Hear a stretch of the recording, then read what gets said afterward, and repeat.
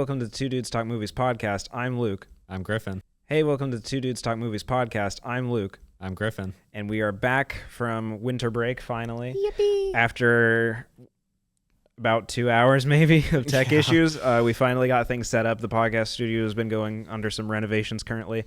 There's a lot of what appears to be primer up on the walls currently. I think been trying to paint in here. Yeah. Everything's kind of grouped up in the middle, but the way our webcams are set up, you won't be able to notice any of that.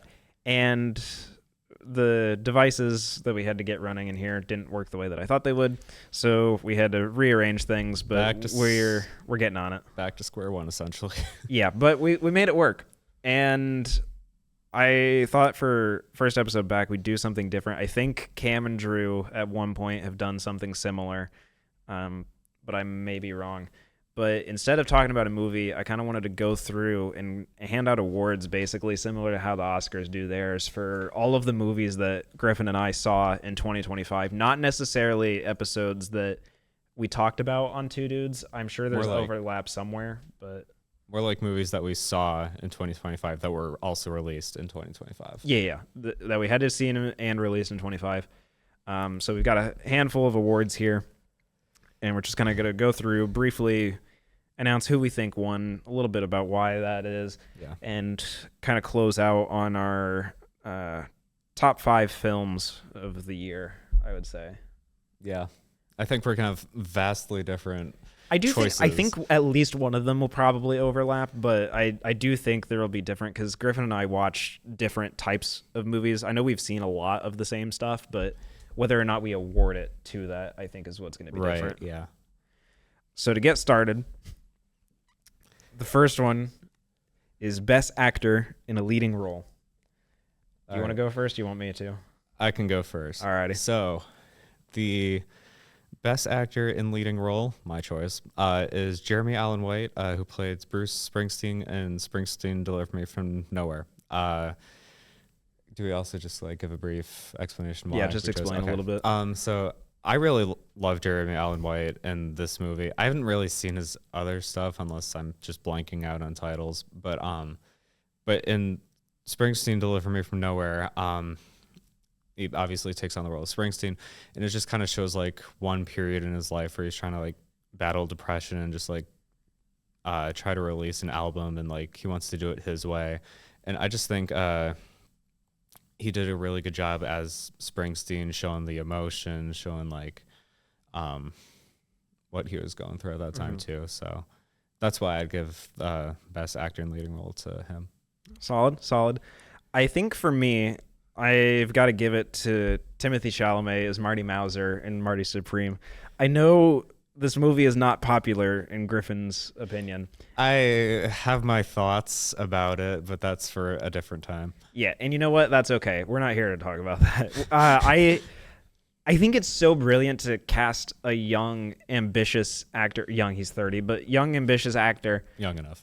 In a young, ambitious role. It feels so obvious to do, but not always something that gets done. And I think he really, really cared about the work that he was putting into this. I've seen some of the behind-the-scenes clips that A24 has released just from the movie, the cast interacting with each other.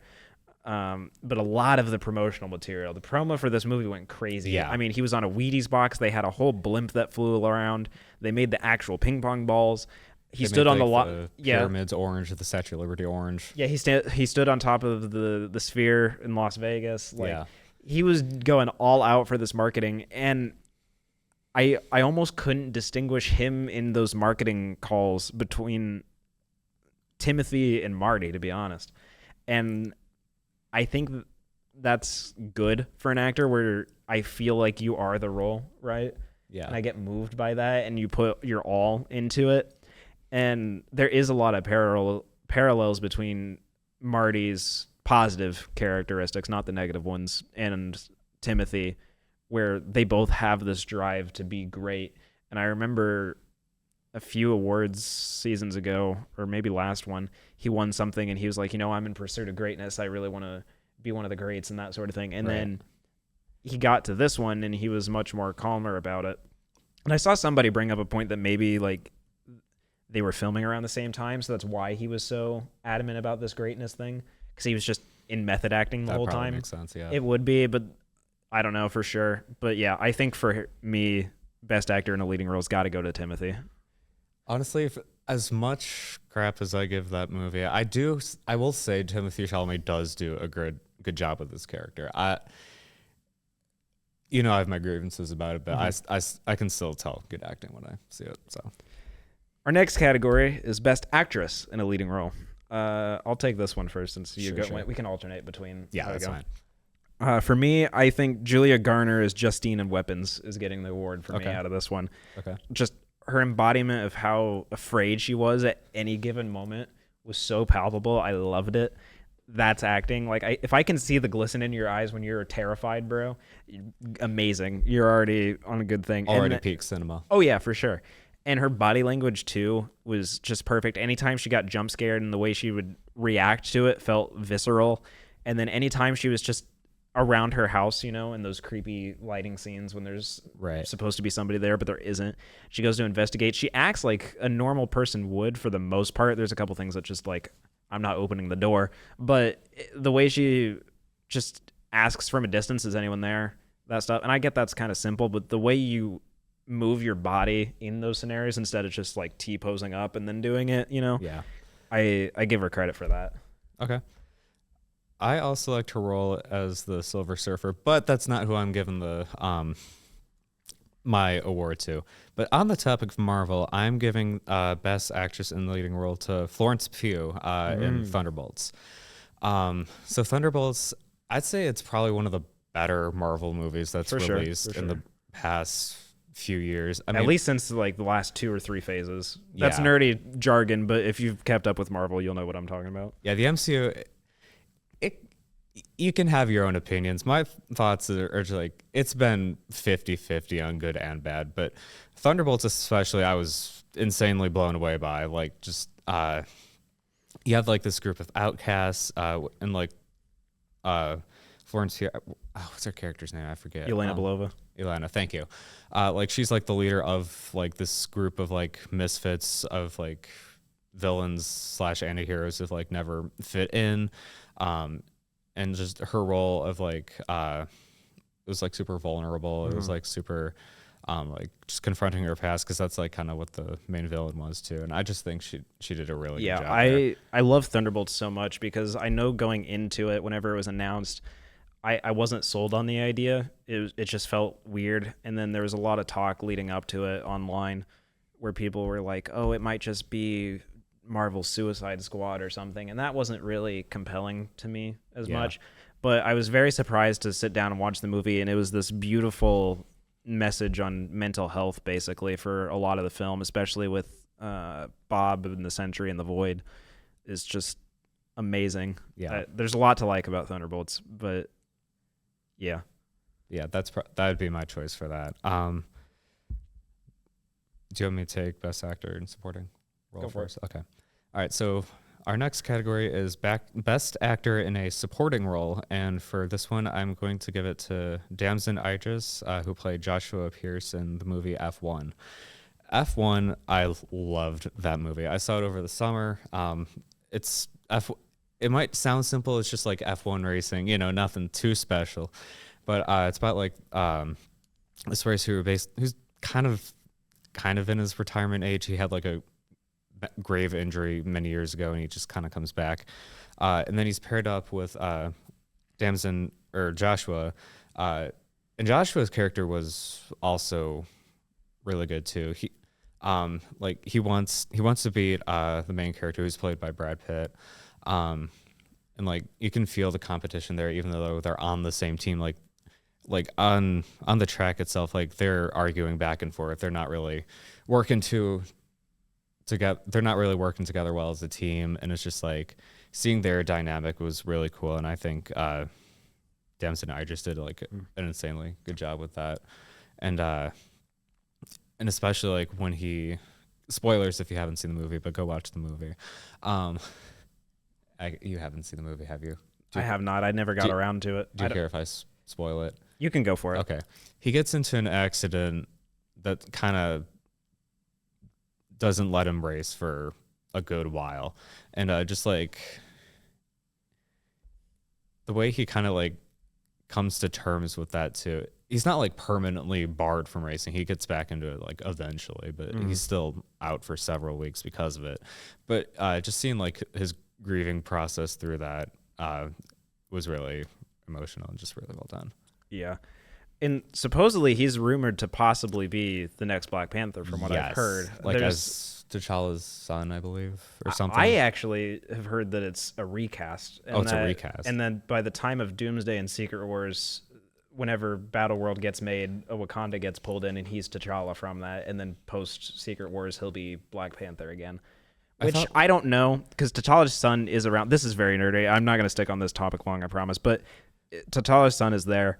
I don't know why they brought that up. It's a weird plot point. And then there's concept art that supposedly is not the Russos that depicts him as Black Panther. When he was brought up about it, he played a little bit coy, but he was like, I like those movies. That's a neat world. It's pretty cool what they do. But I don't know. And just another thing on that too. Like I thought, like in Wakanda Forever, the movie, like didn't it start with like T'Challa's funeral too? Yes. Yeah.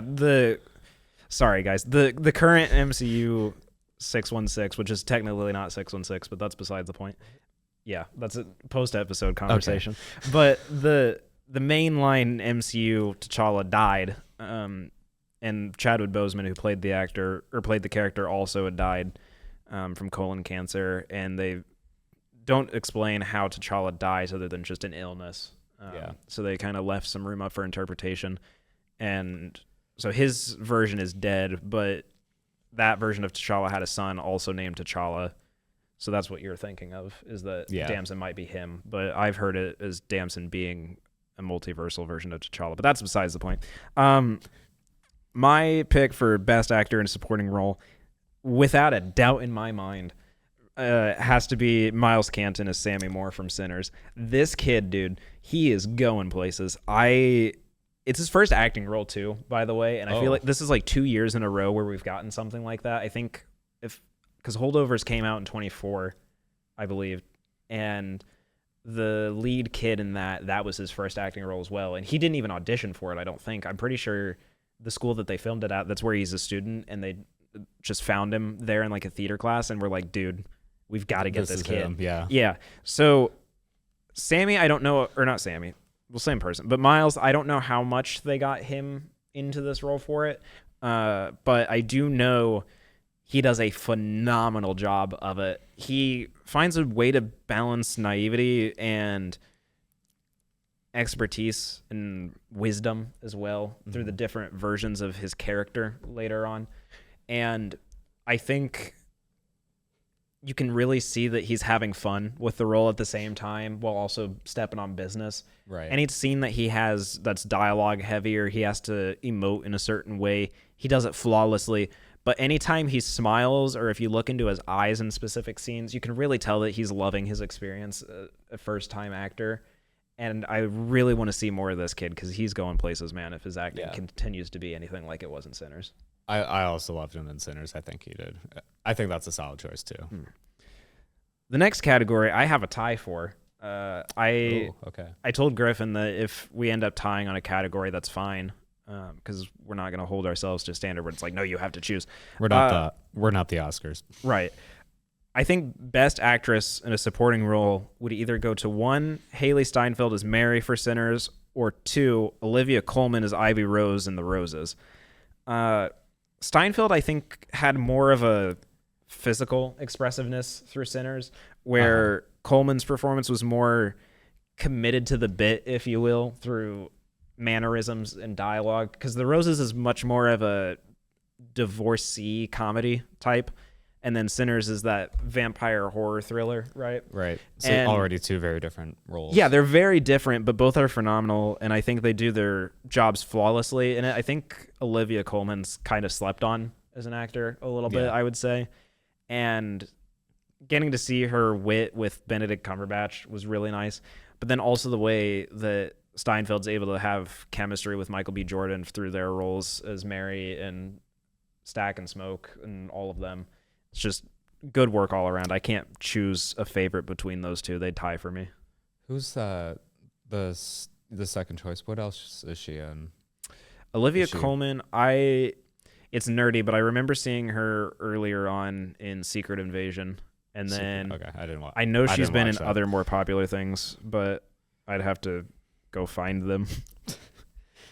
Fair. Okay. All right. I think my choice for Best Actress in a Supporting Role will have to go to Glenn Close, who played Mary in Wake Up Dead Man. Yeah. Yeah. I was considering that one too, man. Honestly, it was. I was having a hard time picking, but I tried to pick just one per category. I mean, I could have picked a tie, but I wanted to do one per award. Yeah, this is the only one that I think I've tied on just because I genuinely couldn't find a way to choose and justify one over the other. Yeah, that's fair. And I had a totally different choice, which kind of goes to show you just like what we just think is really good. Okay. But anyway, Glenn Close, who played Mary in Wake Up Dead Man. For those who don't know, Wake Up Dead Man is the third Knives Out story. It's not like tied in with the others. Each of them are their own story, which I really like about that series. But yeah, she plays like essentially like the housekeeper at the church, and in a way she's very tied into the mystery. I won't say how or what she did. Go watch that movie for yourself. But that's another thing. Like side tangent off that though. That's like what's nice about all the Knives Out movies is that any character that you see is somewhat related to the mystery. So as you're watching it, it's hard to tell who's actually the culprit for anything. It's not just like one person did it. It's like in a way, everyone kind of ties into the story. Everyone has a motive, basically. Right. Yeah. Even if they didn't, commit the murder or whatever. But yeah, Glenn Close, especially she kind of plays a smaller role in like the first like half of the movie, I'd say. Like she's there and I'll like, agree. Whatnot, but like she really brings it out in like the second half. Like I think she just kills it in the role. That final scene with her, where she's explaining things for lack of better words for spoilers reasons. Yeah, I'm trying to dance around the spoiler territory here. But yeah, just like during that final scene with her, like when she's explaining stuff, I think she just really did really good job just delivering all those lines, and yeah. I was gonna let you take it. Okay. Yeah, we can cut that. It's fine. All right. Yeah. So our next category is Best Director. Yes. Okay. So our next category is Best Director, and for this one was also a really hard choice because there's a lot of good stuff that released this year. Ultimately, I'm going to butcher this pronunciation. Guillermo del Toro, who directed Frankenstein this year. Yeah. I loved the Frankenstein movie, and I think he did a really good job of just like what he did with the story. I don't know if it's 100% accurate to the book. It's been a minute since I've read it. It's close, but not exactly. Not fully. I'm sure nothing's but gonna be it perfect. is pretty close though. But yeah, I just like he kept it 95% faithful to the book, we'll call it. But also like just the way the film is structured and the way he chose like to kind of start at the end, which I guess the book kind of does, but since they're stuck out in the middle of the sea, and it's kind of the story's kind of told from the end, and then it's just like a giant from the Frankenstein's perspective as he's explaining the creation of his monster and whatnot. But yeah, I just like the directing choice he took with that, and I just enjoyed the film overall. Yeah, that's what was tricky about this one as well, because there were a lot of good directors between him. Anderson was in here too. But for me, it clears once again, I think. I got to give Best Director to Ryan Coogler for Sinners, man. Okay. He was in it for the love of the game with this movie. From the way that he chose to film it on the IMAX cameras using the legitimate film. I think it was 70 millimeter, if I remember right. I think you're correct. And just the way he executed his plan for what he saw in everything, beautiful. I will endlessly glaze the Magic What We Do surreal montage scene where there's this big one-take scene song from Sammy, and the camera ends up panning around, and different eras of music flow in to show how everything was related back to that genre of music back in. It's like blues or folk? Blues, folk. Yeah, that kind of genre of music, right? Everything has influence derived from that. And I mentioned that in my review that I wrote for The Den as well on this movie. And as the camera pans around, it's all in this one take, so nothing cuts, and there's these crazy costume designs flowing in and out. The camera pans out of the roof and the building's on fire all of a sudden. It's just so good. I will endlessly praise that scene specifically. But there's a lot of good instances in here. Yeah. Just overall. I was also really impressed with the direction of Sinners. I think what made me, this was one of my considerations was, what's his name? Coogler, yeah. I almost chose Coogler over Guillermo del Toro, but ultimately I thought Frankenstein just had the better. Not to say Sinners had a bad direction. I thought it was amazing. I just thought Frankenstein. Yeah, that's something we got to preface a little bit too. Is that preface, and we're like halfway through this, but oops. It's a lot of the movies, even though we might not choose them for a certain award, doesn't mean we necessarily think they're bad per se. Like there are so many good things that came out last year that you do get those times where it's hard to choose between things. I know you've individually chosen. I only had the one that tied, but I still had a similar debate looking back through everything where I was like, man, do I like this more than this? If they're the same star rating and different things like that. But yeah. Next category. For me, it was a really hard choice. Yeah, for sure. Next category is best score and music. Guys, come on now. It's got to be Sinners. There's no other choice. It's Sinners by long shot. Ludwig Göransson, my goat. The vocals on Miles Canton, crazy, bro. I know I just talked about the Magic What We Do surreal montage, but this scene, definitive of the movie for me, to solidify it. Not just in the way it's shot. Brings it to life. Oh, yeah. Especially when you get that hip-hop switch up, right? And you start mixing in with the other genres from like R&B and you get some more soul in there, different things like that. Just beautiful, beautiful. And even just the background score that he has as the cousins or twins or whatever you want to call them, the brothers basically are driving around. The background music, you kind of get that feeling that you're in this not arid but kind of dry Midwestern territory. Mm-hmm. Just it's so good, man. Yeah. And he did Oppenheimer too. Oh, dude, the music for Oppenheimer cook, is so good. Dude, can you hear the music? Yes, I can. Ludwig, my guy. Ludwig. Let him cook. Although, I gotta say, honorable mention, because it kind of surprised me, to 9 Inch Nails for Tron Ares. I know Tron Ares gets a lot of hate, and most of it is justified. I have not seen it. It's all right. Most of it's justified for the hate, but even though I do feel like certain parts of 9 Inch Nails were trying too hard to do what Daft Punk did for Tron Legacy, which you will never top. Amazing! Yeah, you'll never top that as Daft Punk. No. But I do give them credit. There are a couple tracks on there I like. In It, I think, is probably one of my favorites on that album. But yeah, honorable mention to them. Okay. All right. For me, best score / music goes to, for me personally, it goes for F1. Now, hear me out. Ludwig Göransson, yeah. We might be mispronouncing it, but yeah. He did an amazing job with Sinners. However, F1, a lot of the tracks features Hans Zimmer. Not a lot of artists will top Ludwig for me, but Hans Zimmer is one of them. Yeah, he did insane work for this album. Like, especially during all the races, you can just feel the tension. And like, I think I'd mentioned this in like my Letterboxd review for it. Like, he brought out the metronome, and like when Hans Zimmer brings out the metronome, you know about to go down. Interstellar proved that. F1 definitely proves this.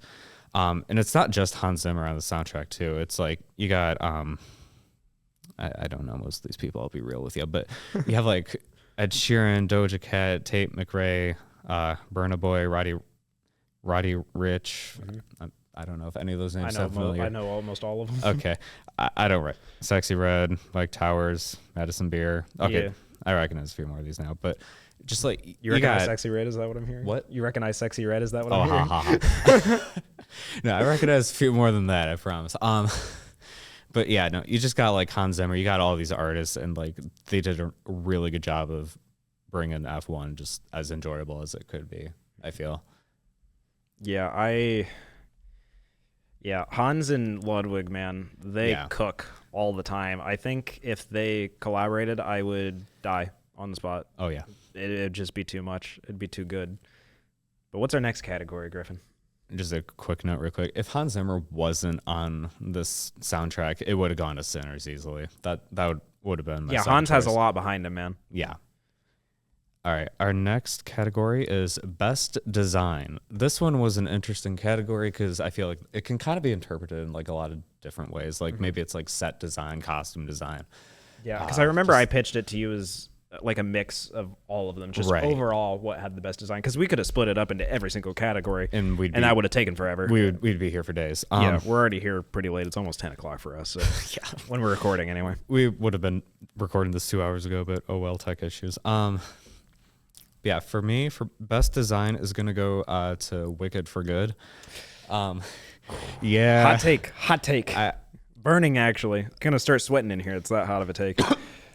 Yeah, for me, I don't know. I thought overall, the set design was really good, and like the costume design was also pretty well done too. The color grading can kind of mess with that at times, and like that. Hated all of the color grading in this movie. Yeah, don't get me started. I gave that movie a 3 out of 5. I don't blame you. But yeah, I don't think Wicked for Good is a bad movie, but it definitely put a lot of effort into the sets and the backgrounds, and just like even the CGI parts, like those still look pretty good, and like it's pretty believable what's practical, what's CGI, and the costumes too. I think also were well designed and all that. Yeah, I can agree with those because like on a fundamental level, they're doing what they need to do for it, right? Right. And color grading aside, even color grading aside, I just feel like some of it ends up being kind of bland. I don't want to say it necessarily feels too much like a Broadway play when that's literally what it is. Yeah, it's literally. But some of the sets just don't strike me, if that makes sense. It doesn't work for me personally. I wouldn't have chosen it. That's completely fair. But that's okay. For me, I think it has to go to Frankenstein easily. Oh yeah. Frankenstein was on some flow state type stuff with their design. The way the creature looks is impeccable. The costume design is very authentic to the Gothic time period, and that also goes for the architecture too. Very strong Gothic vibe. And I know that technically that is not the time period it's set in originally for the novel. It's after, but I can excuse that. You're giving me authentic time period. Love it. Yeah, but I do like how they didn't make Frankenstein just like Frankenstein's monster, excuse me. The big green monster that you see in like the cartoons and whatnot. Fun fact, he was never actually green. He was originally gray, and then somebody in Hollywood messed it up and made him green, and then that's what stuck. Yeah, now he's the more you know. But I do got to give an honorable mention to Sinners. I will glaze this movie all day. But along with those authentic costume designs, really nailing that time period for Sinners, right? And then whenever the surreal montage happens, I'm so sorry for bringing this up for the third time, but as these different time periods get brought in, everything's very legitimate from it, whether it's from a more earlier, not prehistoric, but like much like an ancestral kind of design, and then also having somebody from the early 2000s 2 feet away. It works so well in the scene, and just the design of all of it is perfect. I also got to give credit for Frankenstein too for the set design.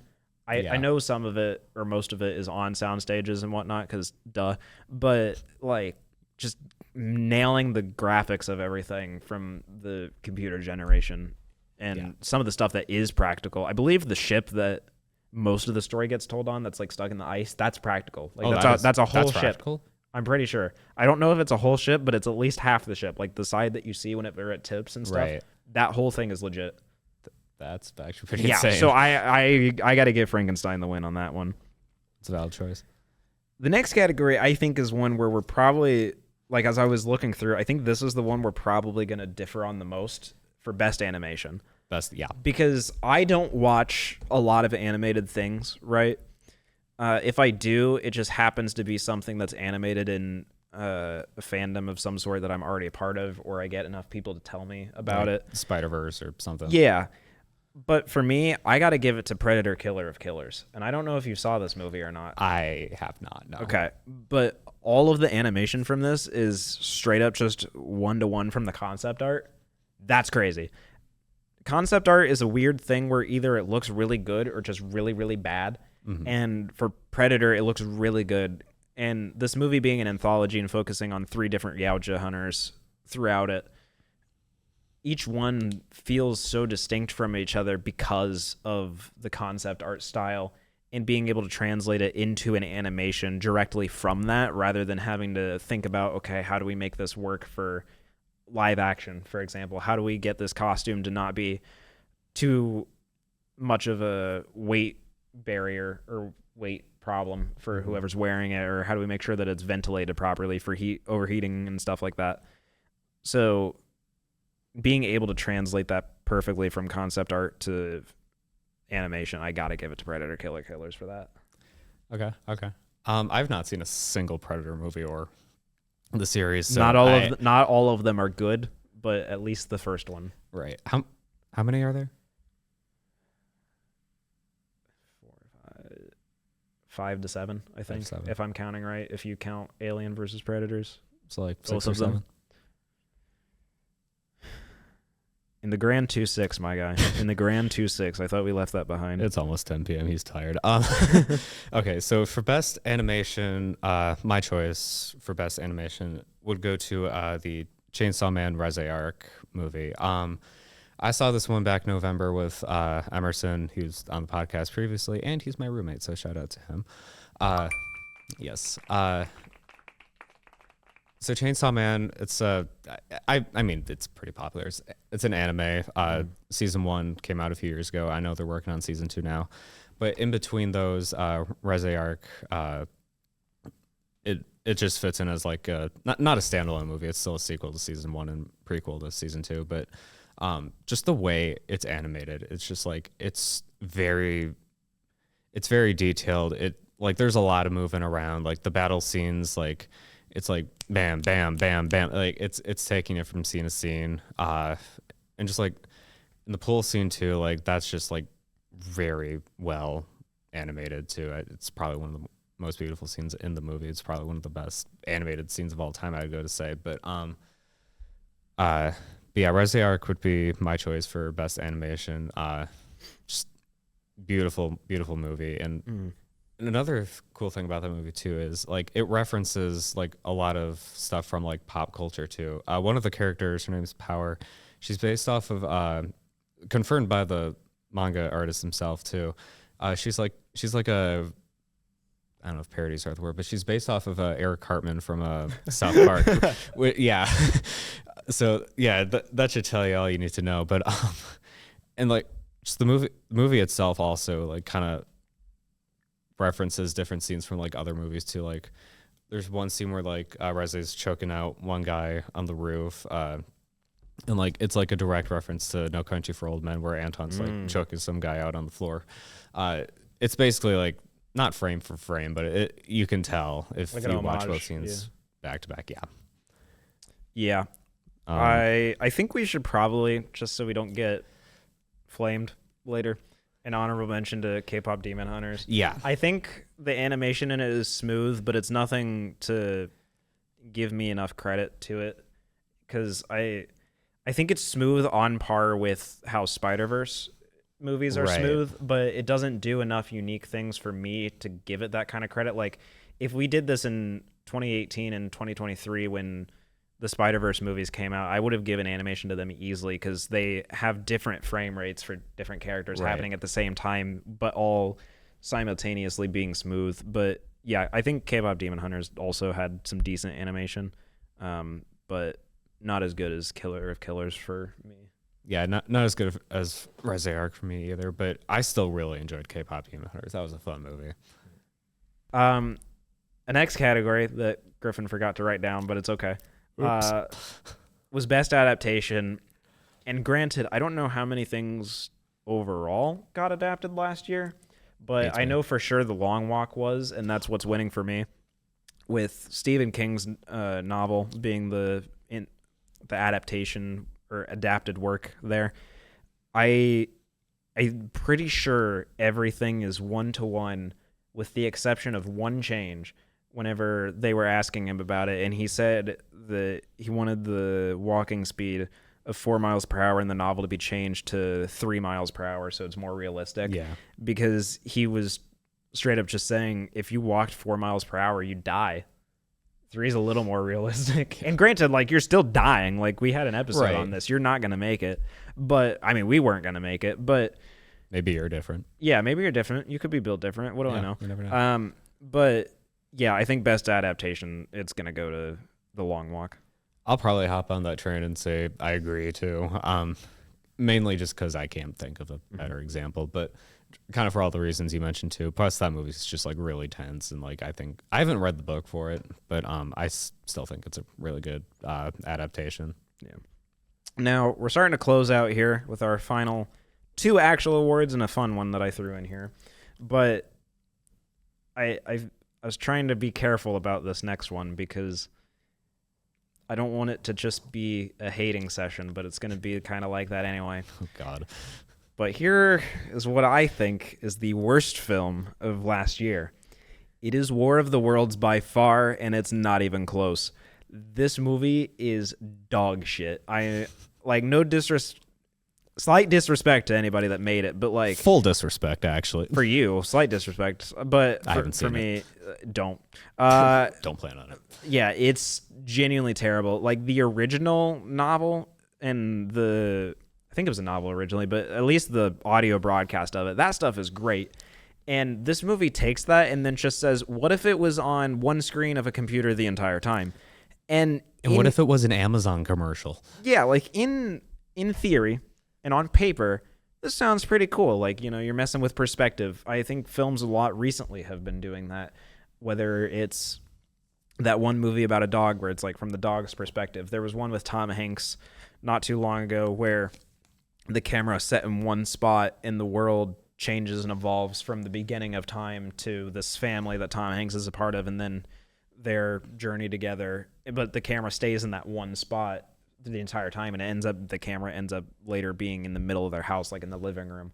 So I give credit to the creativity idea on paper of this. Yeah. In execution, this is terrible.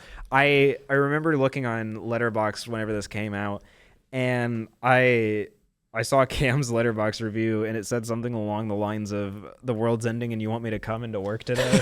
Like, because there's on that Zoom call, and you've got that scene where he's like, get out of there, and he's just losing it on this Zoom call, and I'm like, my guy, the world is over.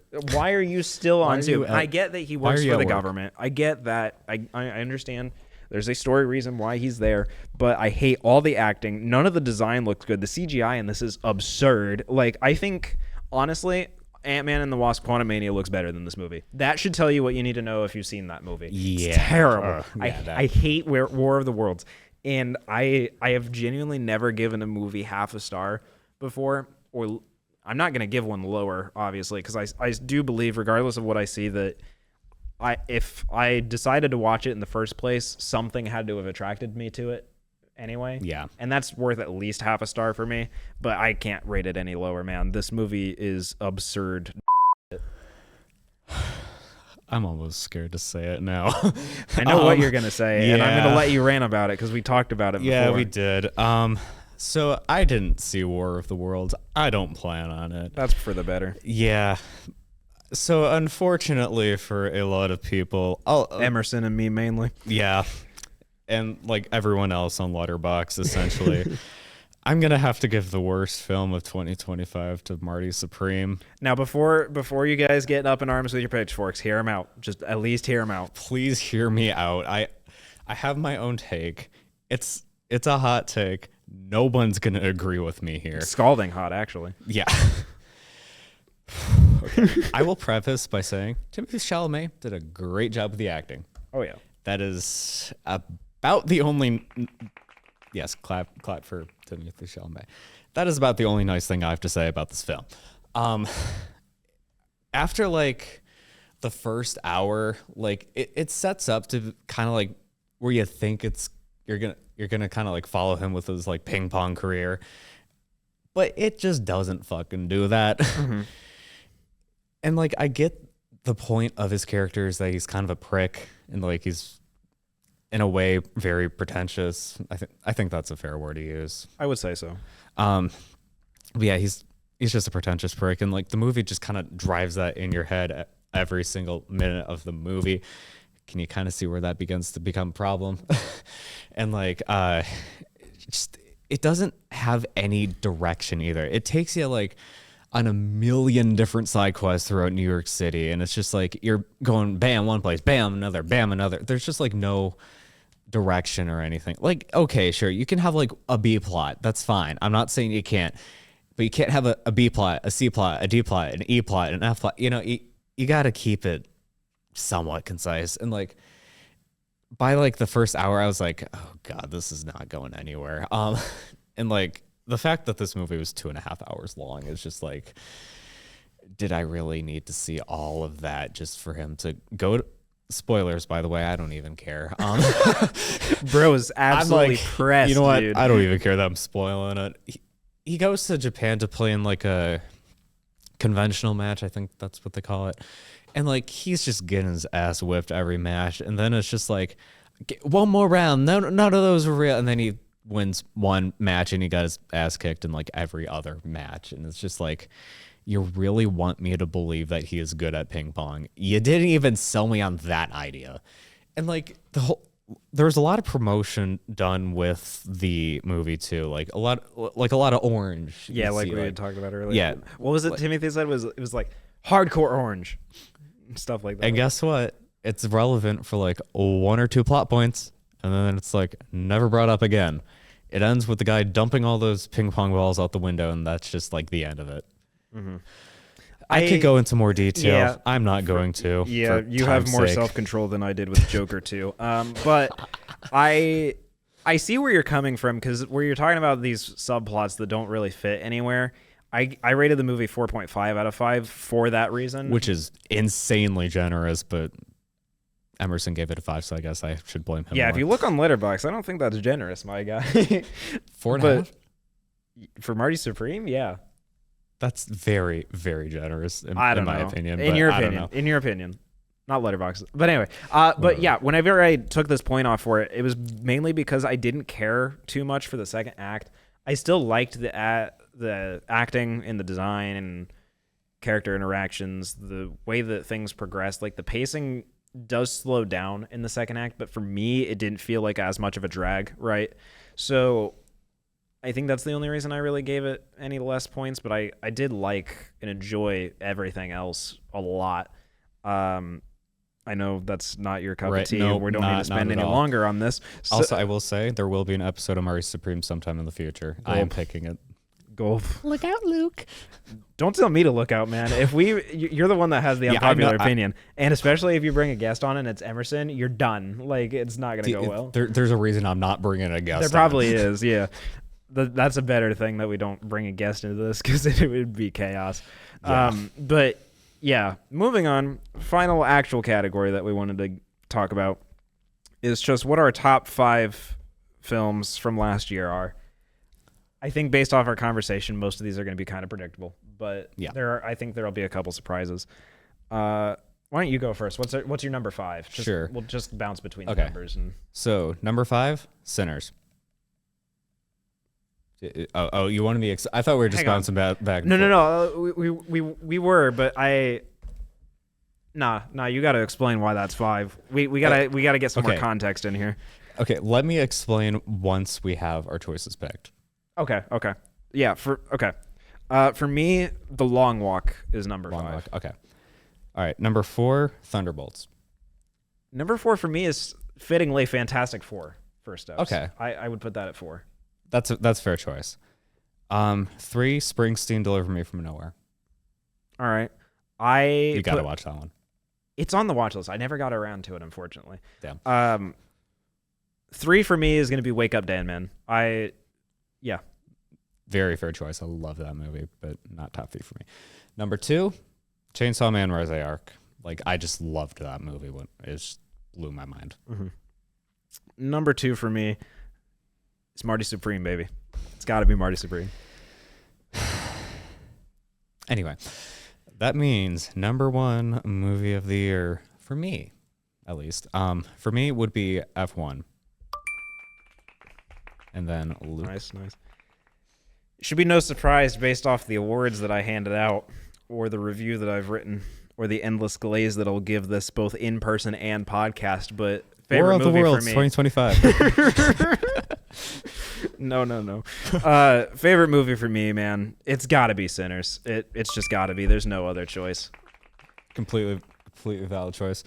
But speaking of choices, why did you put your 5 in the way that you did? Okay, I will go through this as quickly as I can because we're already going on 45 minutes, past 45 minutes. All right, so recap. Number 5 is Sinners. I was very impressed by it. I found like literally almost no flaw in this. Like it was perfect, like perfect for me. I just thought there was movies that, for me personally, that I just thought were better this year. 4, Thunderbolts. With all the crappy Marvel films that might have come out in the past few years, just depending on your perspective on it, I think Thunderbolts is probably the best one that's come out within the past year, at least. Disagree because Fantastic Four exists, but I see your point. Yeah, Fantastic Four is like the second best Marvel movie that's come out, like within the past year. Yeah, all right. Guardians of the Galaxy Volume 3 also has a case to make, but that's older.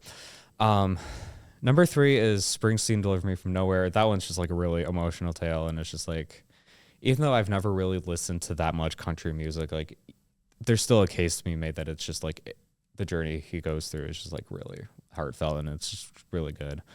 2, Resi Arc. I gave this one best animation as well. Easy number 2 choice for me. Just animation's really well done. I love Chainsaw Man. What can I say? And then F1 is my number 1. And what can I say? It's just really good. It's a fun movie. Just like the music makes it really tense. Brad Pitt and what's his name? Damson Idris just did a really good job with their characters. And the fact that I believe they use like actual racing footage too. I think so. Yeah. It also just made it really immersive, and just the editing is super well done too. If we had a best editing category, that F1 would have won that category for me. Yeah. So I think for my list, right, Sinners being at the top was a no-brainer because I gave it a 5 out of 5. And to get a 5 out of 5 for me, you really had to have impacted me in some way. And I will never forget the theater experience for Sinners because I tell this story all the time, and I can't remember if I brought it up in my review of the movie, but where I sit in the theater is usually straight all the way back if it's the larger theater and I'm in the seat right under the projector. I just find it often has the best quality. I know technically it is not. It's in the dead center of the theater, but that's besides the point. Right. But for me personally, that's where it is. And then also I have a wide view of the screen and the crowd. So the crowd fades away when I'm watching the screen, but if they react to certain things, I kind of get more immersed into that. I am in a theater. I am in an experience, right? And for Sinners, the guy that sat a couple seats over to my left is in my peripheral vision, and bringing it up for the endless time, the Magic What We Do surreal montage, when this scene happened, I knew going into it that there was a one take in this movie somewhere that everybody online was claiming would change everything. Like they were like, this is amazing. It's the best thing you'll see all year. And I wasn't fully listening into it, but I was like, okay, let's keep an eye out for this one take, see if that was legit or not. And when it happened, I kid you not, we both have our annual popcorn buckets, and the guy next to me puts his down, and in his seat, right, like he's leaned back, he leans up like this. And you can't tell, but like he was like fully leaned up right in his seat. And for the entire rest of the movie, he was frozen like that. He did not lean back in his seat once. And when the credits rolled, he like wiped his face in shock and then got up and left. And I know the car ride home for him was a life-changing experience as he remembered what he just witnessed. Definitely, yeah. And I wish I could have seen this in theater. I think missed opportunity. Yeah, I for didn't sure. really know about it, so. That to me, I think is partially if not mainly why it really stuck with me, is that not only was I having a visceral reaction to what I saw on screen, but people in the theater with me also were going through something. And I think that's kind of what cinema is all about. But the rest of the films I all rated 4.5 out of 5. And these are all almost perfect. There's either it just didn't change anything for me, like Marty Supreme. Like kind of. I didn't care for the second half, but like Long Walk, for example, like genuinely not any flaw that I noticed that was huge. It's just it didn't impact me enough to make it that 5 level. Mm-hmm. And so at that point, it was really just placing things around where I thought they should go. Marty Supreme cleared enough for me in my head. It was on if the second act was good, probably still would have gotten second, but would have been a 5 out of 5 right behind Sinners. And then Wake Up Dead Man, I've loved the Knives Out movies. I think the first one is still my favorite, but this second one, or the third one, sorry, is second favorite for sure. I just love... Yeah, I need more Benoit Blanc, basically. I just need to see him do more detective things. That accent hits. For me, 1 and 3 are kind of like interchangeable for what could be my favorite Knives Out. But yeah, I think that's a popular consensus. And then Fantastic Four, I know a lot of people were kind of iffy on this, right? Like Marvel is taking their first crack at an IP that they just recently regained after the Fox merger, save for some X-Men stuff with Deadpool and Wolverine. Amazing movie. Yeah, but finding a way to really hone in on what makes the Fantastic Four a family and Marvel's first family is something that has been very hard for movies to do, except for the very first one that was canceled, which is a story for a completely another time. But finally kind of hitting that niche for it and having some concerns for what happens Doomsday-wise, right, I think is mainly what sets it back. But in the final battle, too, is just kind of But I got to give credit where it's due for the design. Everything is very retro-futuristic. It's in its own universe, so it doesn't have to be bogged down by anything previously in the MCU. Right. Galactus finally getting a proper on-screen adaptation instead of that stupid storm cloud thing that we had in the mid-2000s. Don't know what we were smoking. Looking at you, Rise of Silver Surfer. Yeah, I don't know what you all were smoking when you cooked that up, the design, because the shadow of him is in the movie. Just show him. I think the issue was like copyright or something dumb like that. Honestly, I don't even think that was really the main problem. Maybe it was. I think it was more so just a industry-wide problem in superhero media where everyone was afraid to really be a superhero, right? Like all the colors were muted. Yeah. Like early 2000s X-Men was just black leather. If you put the colors on it, you'd have the comic accurate suits for almost all of them. And I'll admit, it looks goofy, but that's kind of the point. Especially when you get to Deadpool and Wolverine and you finally get these characters in some more accurate costumes. Granted, they still have problems looking at you, Wolverine. But when you get to things like Gambit, oh my God, finally, no longer just this guy with long hair in one scene playing poker. It's actually Gambit. And, you know, I wish more superhero films weren't afraid to be a superhero film. And I think we're finally getting back on track with that with Thunderbolts and Fantastic Four, and then, you know, later this year we've got Spider-Man and Doomsday coming up, and then DC's got Supergirl, Clayface. Like, we have options. Man of Tomorrow the next year. Yeah, that's true.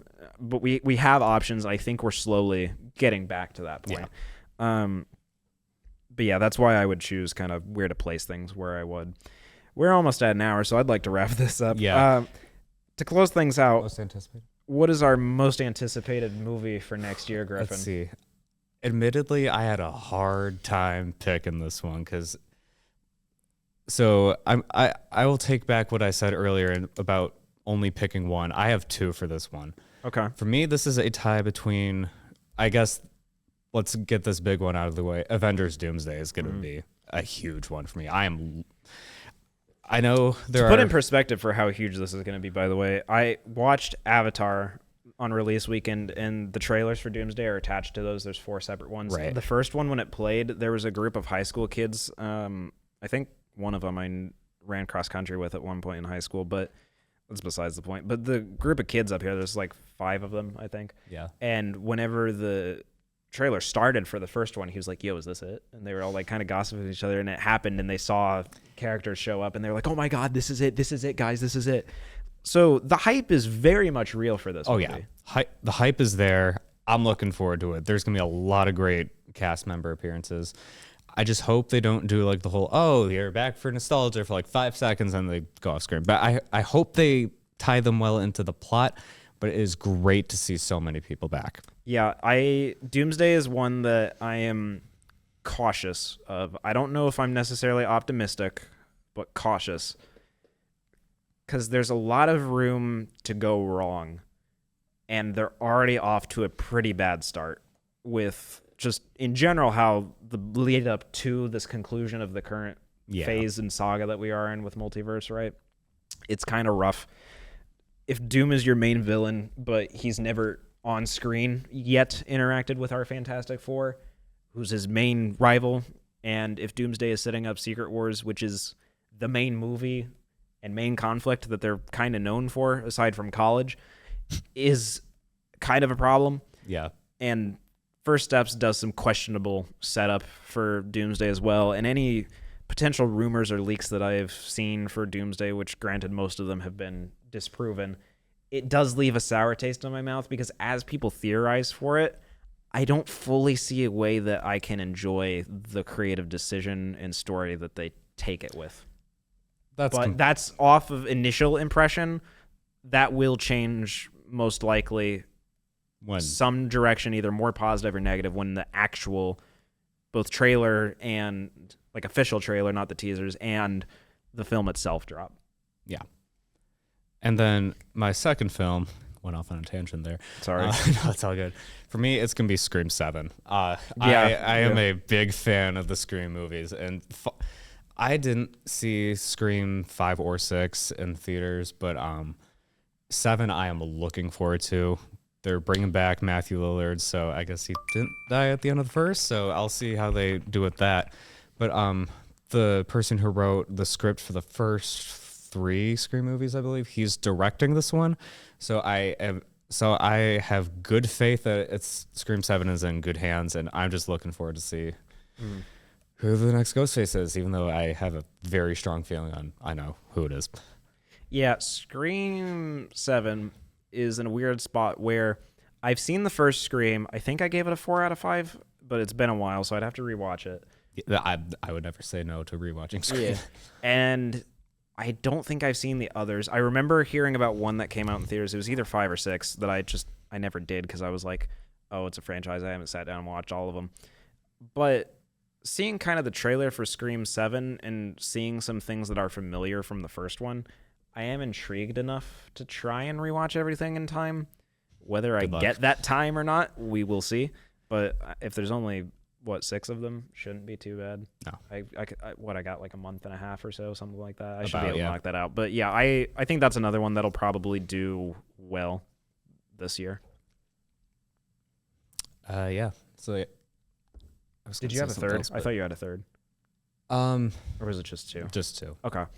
For me, I also kind of had a struggle with this because we've got some absolute bangers coming out this year. I got to be honest. I mean, superhero-wise, I already mentioned Supergirl and Clayface. I know those 2 are not the most popular or intriguing to make a movie off of alone, but based off how well Superman was received, I would rather the DCU take their time to get it right than kind of rush a product.